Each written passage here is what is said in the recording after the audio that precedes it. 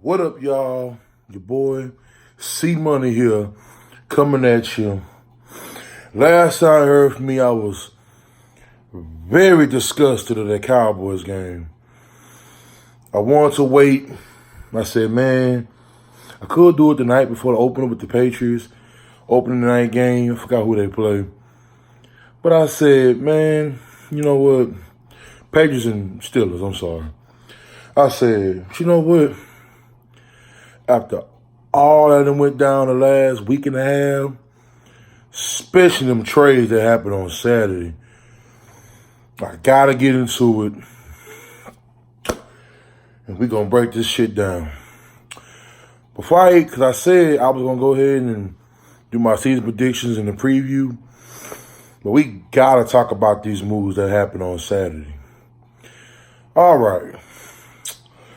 Let's start off with this Clowney trade. Now, we all know, everybody and mama know that the Texans wanted to trade Clowney. That's not a real mystery. That's not really let me see. No. We said, okay, because I'm one of the people, you can't replace Clowney. Clowney's the reason why that J.J. even had the season he had last year, coming off with 2 injury seasons. So I'm like, oh, okay. But if you're going to give up Clowney, get something. Don't just sit there and just give him up for nothing. Okay. So Khalil Mack last year got, 2 first-round picks in the third or second? I'm not too sure. Y'all can leave comments and let me know. So you mean to tell me you got a 3rd-round pick? Are you serious? A 3rd-round pick. Who, by the way, y'all don't know this, that 3rd-round pick can get back to him if Clowney don't re-sign with the Seahawks. So it's kind of like you just gave it Clowney for free. Now, I'm not, like I said, I didn't want Clowney traded. But at the end of the day, if you're going to trade for him, get something valuable back. Like most teams would. Like the Giants did over there when they got a 1st and a 3rd back. Like what the Raiders got when they got 2 firsts and a 2nd. I'm like, y'all serious, right? Like, you got to be kidding me. Oh, well, Clowney's not Khalil Mack. Excuse me. If you go on Pro Football Focus, Clowney's a top 10 DN. Period. I don't care what nobody says. But here's my thing, and this is what I mean by the Texans.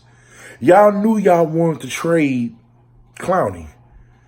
Why didn't y'all, that's what I mean, it's a good thing Brian Gaines is fired.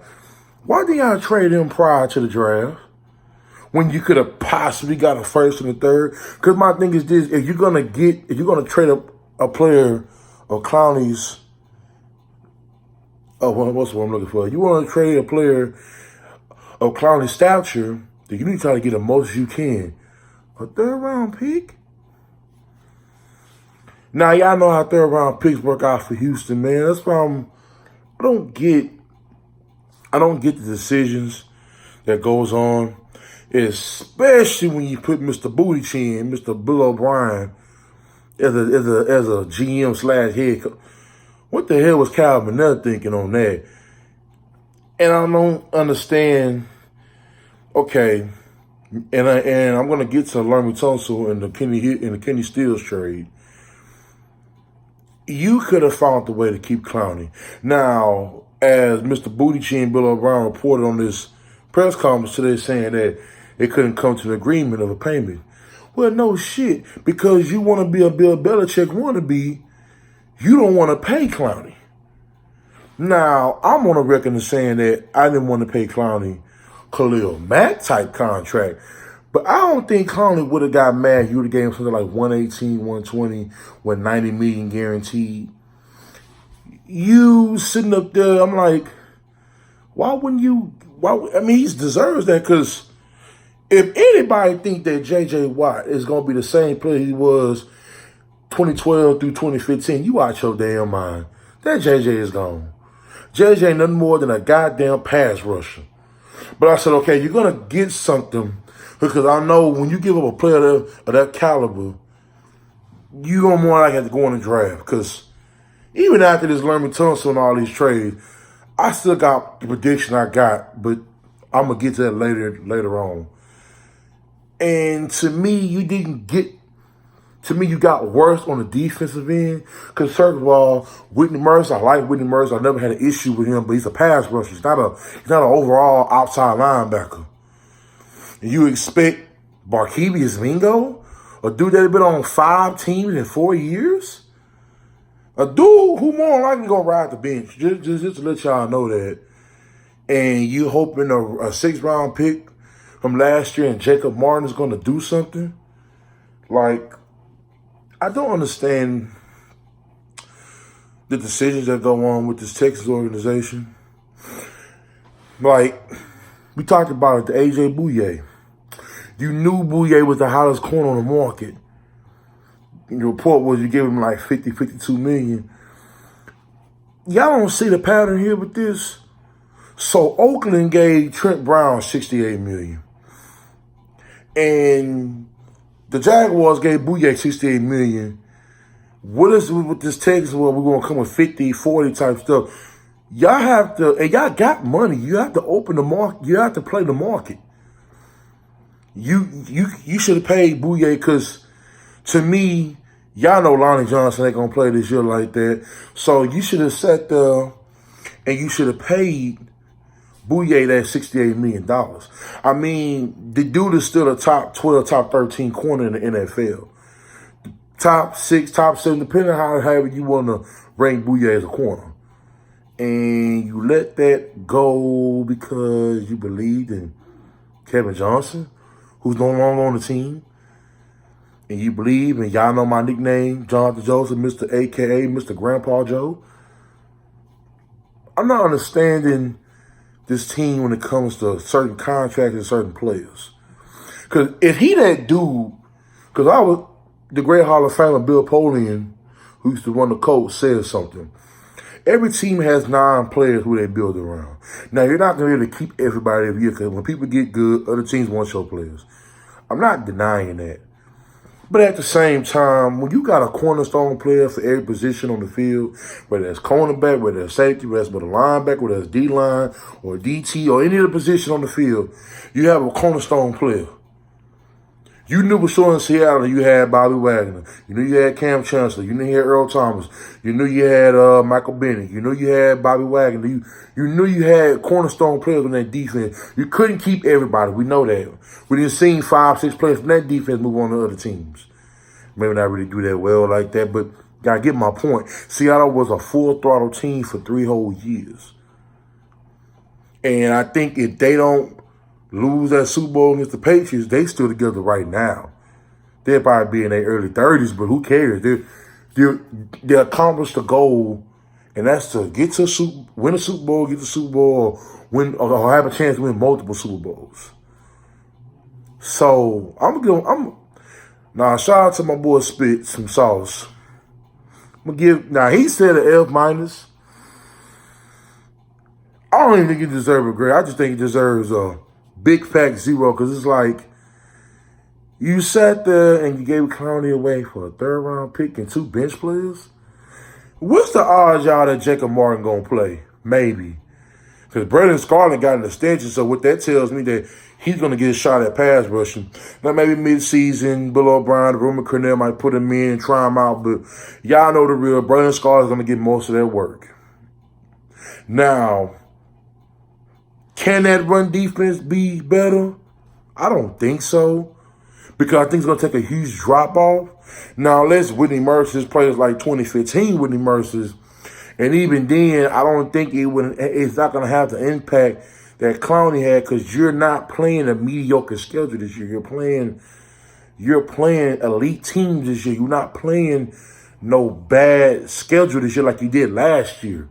So the fact that you couldn't get nothing valuable in return on a Clowney, I didn't want to trade Clowney, but I said you're going to trade and get something back, not trade him back. It's like trading for some, a whole basket of candy and you get like a piece of Reese's. Like, come on, man. Like, what y'all doing? All right. So that's that clowny shit. Now let's get to the Lermy Tunsil and the Kenny Steele that everybody talk about. My homeboy, oh, you got Lermy Tunsil. Woo! Now, yes, Deshaun Watson needed a left tackle. I'm not denying that. I am not dismissing that. Yes. But what you gave up for him, and this is what I mean by you need a GM to make these deals, not an ass of a coach in Bill O'Brien. You 2 first-round picks and a second?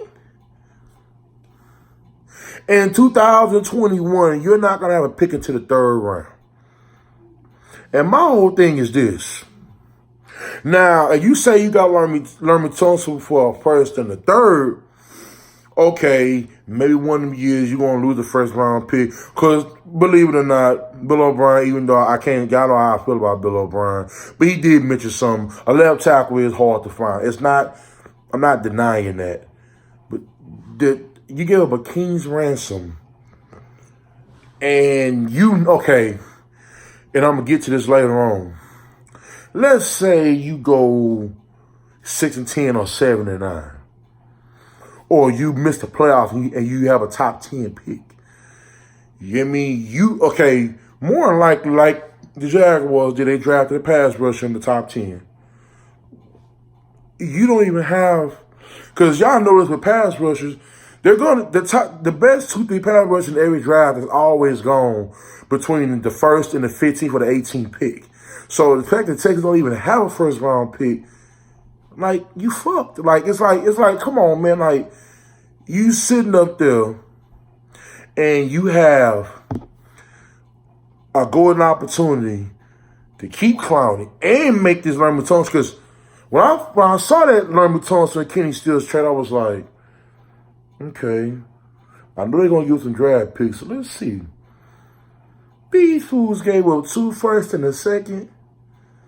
Now, trading away Davenport and Baltimore, y'all know me. If y'all looked at my past videos, I wasn't a fan of neither one of them. So I'm glad Mr. Booty Chin got rid of them. That's fine. But you sat there, you gave Miami a king's ransom, and I keep telling my homeboy that he not listening.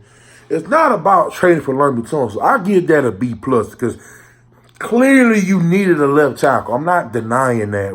And you knew he wasn't going to play Roger Johnson there, which I don't know why. You could have low-key solved that problem. You would just cut Matt Khalil, which they did that anyway. You could just cut Matt Khalil, start Roger Johnson. You could have saved those draft picks, and you could have still had Connor. But once again, Bill O'Brien's ego coming to the play here. Well, let me make a big trade that everybody's going to be surprised. No surprise that you made the Lermy Tunsil trade. That's not a big surprise. That's not nothing huge. That's just, okay, you had to make a...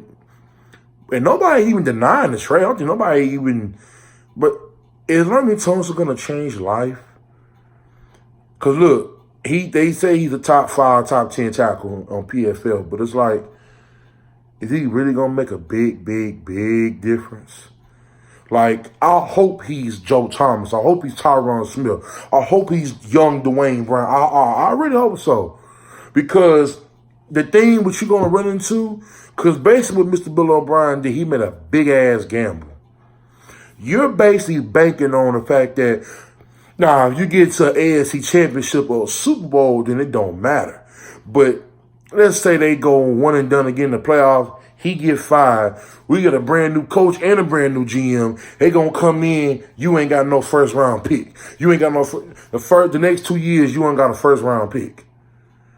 And that pass rusher, Nguagwe from the Jaguars, he was a 3rd round pick, but you don't find them pass rushers like that in the 3rd round. Often, most 3rd round picks are average at best. You don't find them kind of players often like that. You just hope that maybe he's like a lottery ticket. You might strike on it and you might get lucky, but most 3rd round picks are not, even to some degree, even 2nd round pass rushers. It's the scheme based on the system. Is there a good player? All that factors in when you drafting these players. And the GM, and you don't have a 4th-round pick because you traded that for Duke Johnson coming from Cleveland. So you low-key don't have, you have a 2nd, a 3rd, and a 5th and a 6th. Oh, I'm sorry. You sent the 6th-round pick to Miami. So you low-key don't even have a 6th-round pick. Or maybe I'm not too sure. They were saying something about we gave Miami, I think it was Miami gave a 6th-round pick. But let's be real. Nobody cares about a 6th-round pick. Nobody cares. Like, it's rare that you're going to find a good player in the 6th round. Like, it's just not possible like that. So so let's talk about Kenny Stills. He is a very good wide receiver. He is somebody that's an insurance policy because we know Will Fuller got the injury bug. He is somebody that you can plug in and play. So I actually like Kenny Stills. And Kiki stayed banged up, so that wasn't a bad deal. That wasn't a bad trade. It's just that what you gave up was too much because, and I'm still predicting is that Bill O'Brien not gonna do shit. Because I keep telling people, this is gonna be and I'm gonna go ahead and say this. This is gonna be 2017 all over again. And y'all don't remember Deshaun's rookie year. When Deshaun was putting up points and woo and yeah. And the defense was giving up all these points. Now you would say, well, damn, Cameron, what does it matter, man? If they put up 38, 40, but the thing is, you might have a top 10 offense this year. You have the potential, maybe. You have the potential to have a top 10 offense. But what does it matter if you're putting up 35 to 38 points a game when your defense is giving up 40? Because like I said, it's question marks about Brandon Roby. Y'all know how I feel about Grandpa Joe. I don't think Aaron Colvin is all that.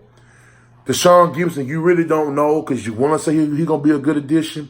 But was he really that good in Jacksonville? Or the fact that, I'm going to say it again, like Aaron Colvin, you had Booyah and you had Jalen Ramsey. So you really don't have no specific day, okay, the defense is going to be on point. Now, is there going to be stretches where the defense play well? Yeah, sure.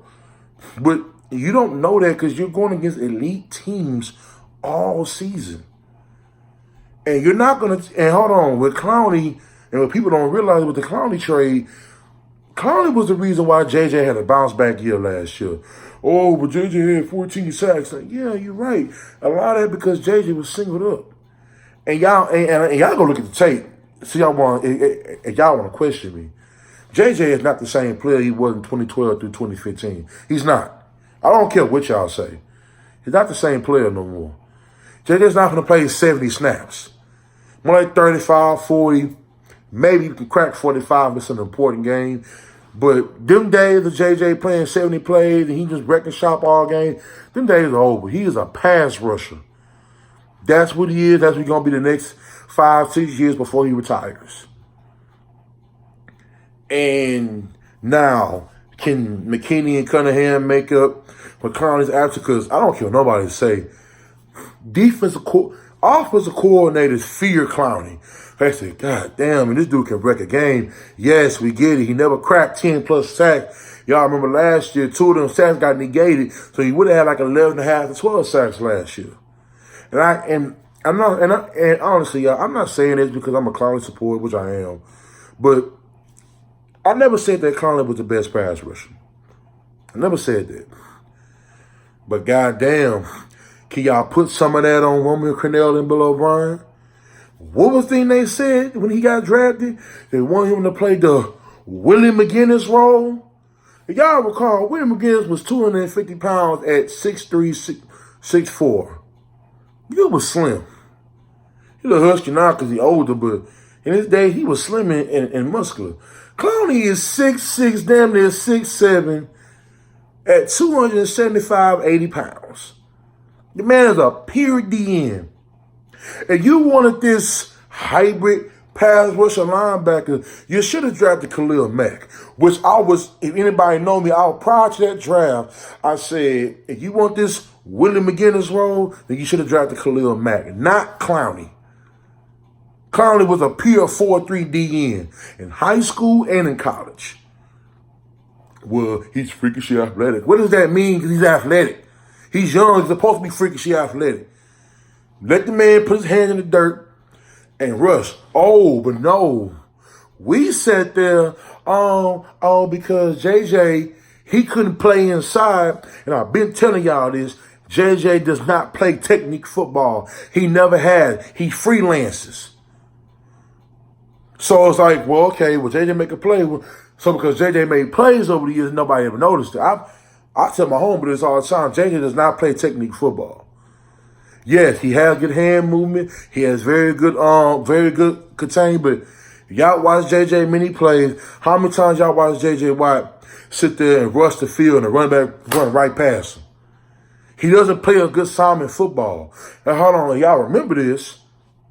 Going from Wade Phillips' defense to Roman Crennel, what were they saying? They said, damn, we don't know if JJ can play well because Roman Crennel is not a gap defense. It's a man defense. I played 3 tech in high school. I played 3 tech. It's gap football, even though it's a 4-3. Wade Phillips was a 3-4/4-3 scheme. So it came out as a 3-4 base, but the way he lines it up on the field, it was a 4-3. And he had JJ playing that 3 tech, that which Aaron Donald played with the Rams. And JJ was wrecking shop. What they should have did, by the dumbness and the coaching of the Texans, why didn't you leave Clowney outside, leave Mercer on the other side, and kick JJ inside? But no, because Mr. J.J. Watt can't play technique football. All J.J. can do is play. You don't have him play the tight end, the tackle, because that's easy. All you doing is reading the tackle on the tight end and go make a play. But if you play inside, that requires certain assignments. That requires you reading the guard or you reading a certain gap to penetrate. To penetrate.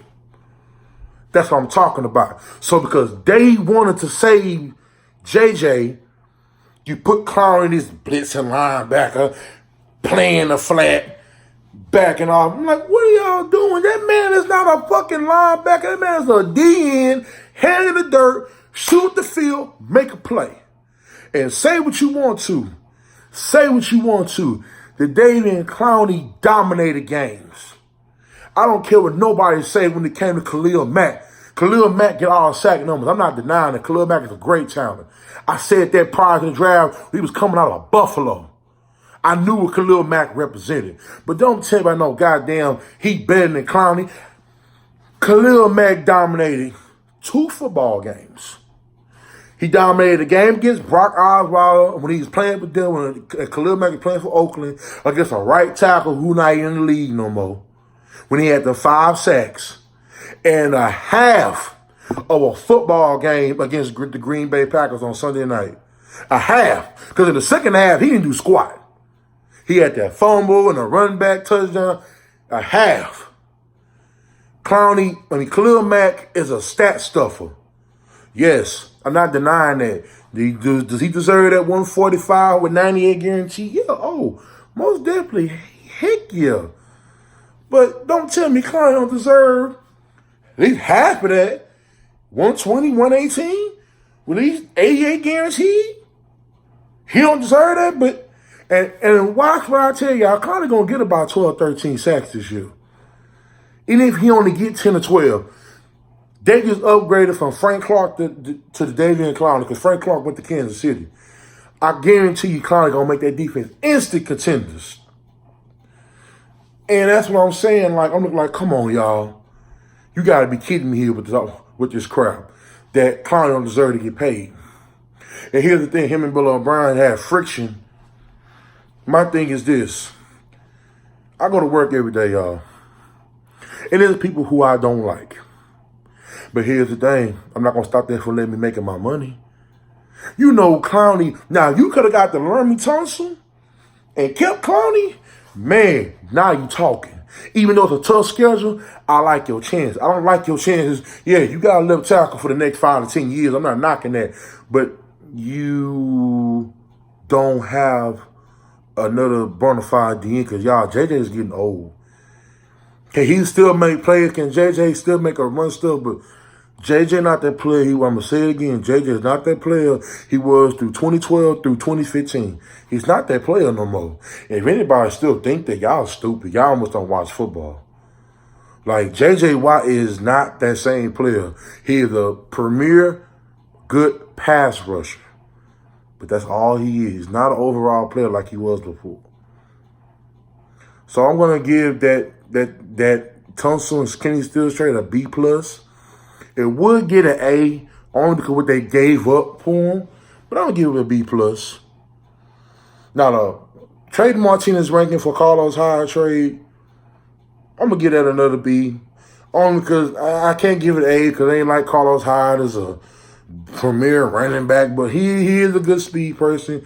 He has a little power. He got a little shiftiness to him. Maybe the Texans can revive his career. Ever since he left the 49ers, he ain't really been shit. But maybe the Texans can somehow revive his career and make him a good running back. So, okay, y'all. So I talked about them trades. I just had to get that frustration, y'all. It was just on my mind. Now let's talk about this season. I said before the Clowney trade, 7-9 or 6-10. Now after this Clowney trade, I wouldn't be shocked if the Texans only win 6 or 5 games. Now, wait a minute, Cayman, but the Texans have this great offense. And I'm going to say it again. I could be wrong. Hey, I'll eat crow. I'll come on here and talk about, I said, damn, y'all, I was wrong. Booty Chin, damn, he proved me wrong. Well, let's be real, y'all. We didn't see Booty Chin have talent before and still lose. Hold on. I asked my own boy, they said, he even said, damn, man, you're not lying. When we play the Patriots, even though they beaten us all 5 years now, in a row, 5 years in a row, they done beat us straight up. Who has gave Clowney the most hell when he's played our defense? It ain't been JJ. It ain't been Whitney Merciless. It's been Jadeveon Clowney. Gave Tom Brady all he can handle. And you just gave that away. So you don't have no safety net because all they're going to do is shed JJ out the way. And I don't trust now. I don't trust somebody like Bill O'Brien to put game plans to sit there and go against. I just don't trust it. So I'm gonna be nice. I really want to be an asshole and go 6-10. Nah, you know what? Fuck that. 6-10. It's gonna be a lot of shootout games. It's gonna be a lot of games where the offense gonna win and the defense can't hold up, and the defense gonna lose the game. Just like in 2017 when Deshaun was putting up all the yards before he tore his ACL, and we lost game because of the defense. It's gonna be just like that. All right, guys, losing to open night against the Saints. Hope y'all know that. And I wouldn't be shocked if they lose to Jacksonville in week 2. Because I'm going to tell y'all something. Just because Jacksonville don't have a good receiving core, that don't mean they don't got a good old line. Because to me, they got a way better line than the fucking Texans do. I don't know all their line, but I know they got Cam Robinson, Andrew Norwell, they got from Carolina last year. And you got Jawan Taylor, the second-round draft pick. So that's what I'm saying. And Nick Foles, don't tell me Nick Foles not an upgrade over Blake Bortles. Like, come on.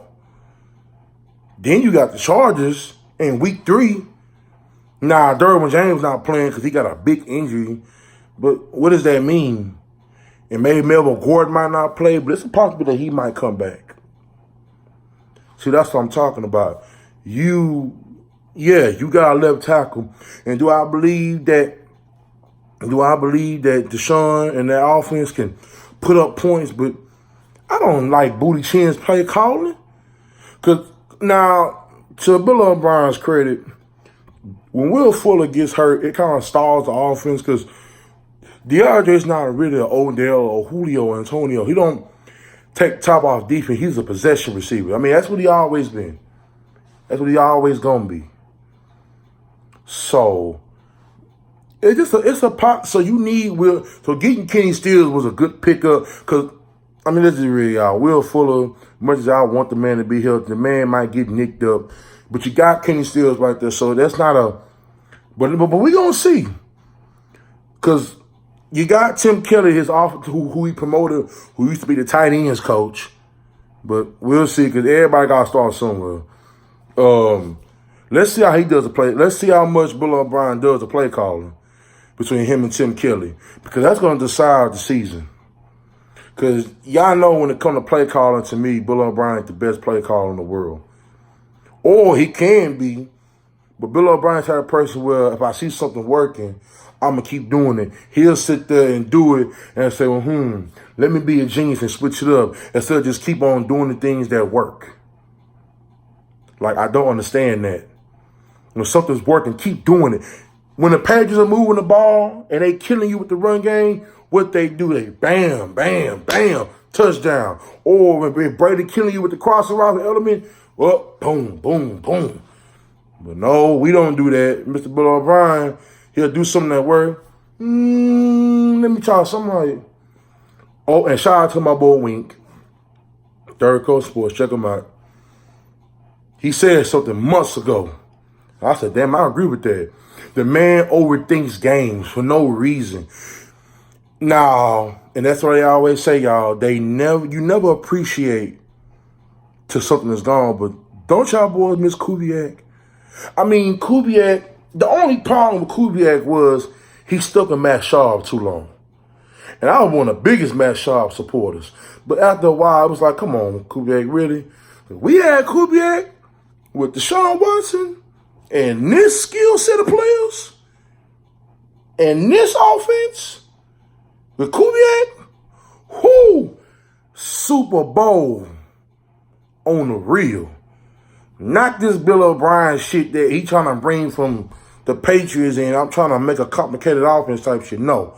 And y'all know Kubiak, when someone's working, he boom, boom, boom.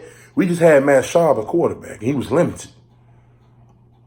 Now, of course, Deshaun Watson, I know a lot of people don't like to really criticize him.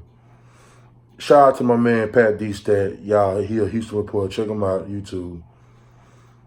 Twitter, I'm sorry. He said something on his podcast. And as much I want to put a lot of blame, which it is on Bill O'Brien. Y'all know how I feel. But Deshaun Watson got to learn how he got to learn how to get rid of the ball. Now, hopefully he's improved that. We didn't really get to see a lot because he played one series and he played 3 snaps in the Cowboys game. It was like, okay, well, fuck it. So if he improved that this year, then the Texans said, because like I said, a lot of it still is on Bill O'Brien, coming up with plays, learning certain routes from certain receivers. But Sean, y'all got to work on taking what's given to him. He can't just keep looking for the deep shot with DeAndre and Will Fuller. You got to look for them short routes. Because that's part of the reason why, and I said this to my homeboy, why he ain't read the cornerback blitz. And you know the Saints are going to test that this year. On opening night. They're going to blitz Deshaun the first 3-4 games. The first 3-4 plays. Y'all know this already. They want to see if he improved that cornerback blitz pickup. Now, a lot of that, I was saying it go both ways. Deshaun Watson got to get the ball out faster, and Bill O'Brien got to come with better routes. Because if they come with that cornerback blitz, if y'all play Madden, y'all know that cornerback blitz coming in like 2 seconds. And you got really like 1 second to really make the quick read. If Deshaun Watson takes what's given to him instead of looking for the deep shots all the time, then as much as the line has improved, the line would look bad if Deshaun Watson's constantly holding on to the ball. Now, Deshaun has to get back. Because I was saying, well, damn, the one thing about Baker don't hold the ball. Pat Mahomes, when he extended the play, the ball comes out of Mahomes' hands. That's all I'm saying, y'all. Like, as much as we love Deshaun, we got to give him criticism, too. Because we can't just sit there and blame everything on Bill O'Brien. Don't get me wrong, he about 90% of the problem. But the 10% we do have to put on the players too sometimes because they can only coach. And they can't be out there to make the plays. So if Deshaun worked on his holding on to the ball, worked on his getting the ball out faster, and reading defense a little bit better, Deshaun got a chance to be a top 5 quarterback. He does. But those two things have to improve.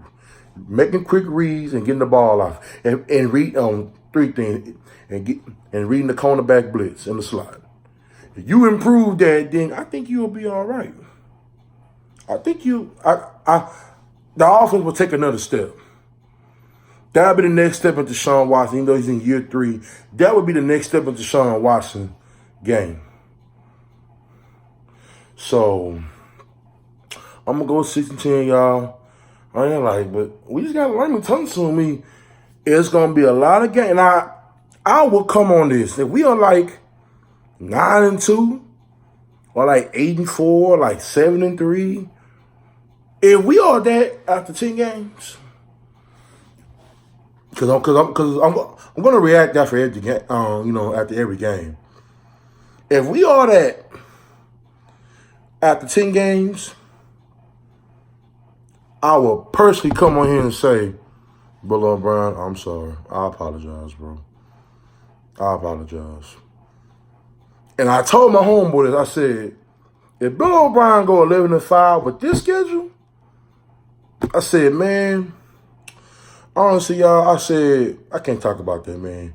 But it wouldn't matter if you go 11-5 and you get one and done in the wild card right there. It wouldn't matter. But if Bill O'Brien go 11-5, now, if he get to the divisional, and let's say you lose by a touchdown, that would be the only reason I would eat crow and say, damn, you know what? You'll never hear me talk about Booty Chin, Mr. Bill O'Brien. I even go on the record and say this. I won't even call the man Booty Chin no more. He'll just be Bill O'Brien. I promise. But I don't see it happening because I'm going to say it again like I said in my old videos. My old coworkers tell me, I am what I am. Or you are what you are. And Bill O'Brien is an egotistic maniac that will try things instead of doing things that work. He will try things just to prove a point. And that's my whole point. And I've said this for years, ever since he got here in 2014. The man can coach. I'm not denying his ability. You came from Bill Belichick, so. But his ego gets in the way. Because, I promise y'all, it's going to be these games this year. Excuse me. It's going to be games this year that we got a chance to win. And he going to sit there and make some dumbass decisions. He going to be like, what the fuck are you doing, bro? Well, I'm telling you, it's going to be them games this year where you're going to be like, okay. Prime example. The Seattle-New England game. You have the game won, and you get a first down, you win the game. At the time before Lamar Miller tore his ACL and is out for the season, you get a ball, Lamar Miller up the gut. You know he not no power back, but you do it anyway because why not give it to Deshaun Watson on a rollout or something and let him win the game for you? But you don't do that, but you give it to Lamar Miller. You did it to New England and you did it with Seattle. And they both times came down. Now, you do have a better secondary than you did in 2017. So I'm not denying that. But what I am denying is the fact that you took a big hit with Clowney. Whether nobody will admit that or not. That was a big loss. And y'all think Barkevius Mingo and Jacob Martin is going to come save the day, y'all. But clearly Barkevius Mingo has been a bust. A man that was a top 10 pick who's been a bust. And Jacob Martin, the 6th round pick, I'm not putting my trust in that. They got to show me. Because I don't think of much of 6th round picks. It was the reason why Seattle didn't mind throwing them in the trade. Oh, I can have this nigga. He probably going to be on a practice squad anyway. And he did play last year. I think he got like 3 or 4 sacks last year.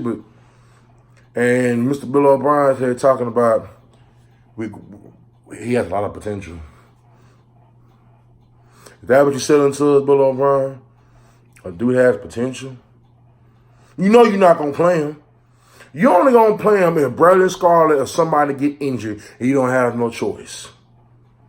So I don't know why you even coming at us with that. Well, we have potential. Potential don't mean shit. If he going to play Lonnie Johnson? No. If he going to play anybody that's that's good, but you going to sit him on the bench? No. Because right now, in my opinion, I'm not saying, this is where you do need to use your versatility at. You need to put Lonnie Johnson in that corner, the starting corner. And you need to put Ryder Johnson at starting right tackle. Because y'all, I don't care what Central Henderson did in the preseason. He didn't do bad. So I'm not going to excoriate him. But the moment he start playing bad, is Bill O'Brien going to leave him in there? That's my only thing. Excuse me, y'all. So I'm a little sweating there, man. I'm just real intense. So, look, y'all. It's going to be a long season. I want to be wrong about that 6-10 because honestly, I want to see us do well. I don't hate the Texans. I don't even hate because I've been rocking. I ain't gonna false claim. I've been rocking the Texans since 2007. I didn't watch them in 02, and that's fine. But I've been pretty much loyal to this franchise for the last 12 years. Last 12 years, I've seen his ups and I've seen his downs. Well, but damn, can't be excited, man. Man, we got a quarterback, we got a left tackle. I'm like, yeah, but what you gave up and who you gave up for nothing, I can't have full confidence in that because, like I said, this setting up to be 2017 over again. The only difference is, let's knock on wood, Sean Washington don't tear nothing. He a good offense, but the defense going to win a lot of games. And I just don't see, the Texans sitting up there winning. And, y'all, even if you win the division at 9-7, what does that prove? You're going to have a home wild card game, and you're more likely going to lose. If you win 10 games in this schedule, that's an accomplishment. But with this talent, you could go 12-4, 11-5, but you don't have the coaching to do that. And that's Bill O'Brien or Romeo Cornell. You just don't. You got one that's a grandpa that needs to be in a wheelchair and get up out of here. And you got one that's an egotistic maniac and they think he didn't won something when really you ain't won shit but a goddamn 9-7 for 3 years in a row and a sorry-ass division before it got better. So you can't expect me to put stock in that. Look, I am sorry, y'all. I like the Thompson trade because you got a left tackle. I don't like what you gave up. Honestly, I don't. We gonna see, man. We gonna see what they do. We gonna see how they play. And if they go a good record, I would eat crow at week 13, week 14. But I would eat crow. But I probably won't eat crow because my prediction gonna be right. Two things gonna happen. They're gonna go 6-10. Or they're going to go 9-7 and they're going to lose in the wild card. Either way, it's a failed season. It doesn't matter if you get to the wild card round and you lose. It doesn't matter. All right, y'all, that's my take. That was the trades in the preseason of my predictions and everything was going on. All right, y'all, I'm going to holler back at y'all after that Saints game. I'm going to react to that. I'm going to get back at y'all boys. Like and subscribe to my page, Cayman James. Y'all holler at me on Twitter, Cayman Buckley 92, y'all. Shout out to everybody that's been supporting me, y'all. I just started, y'all. Appreciate the love, man. And I holler. Peace.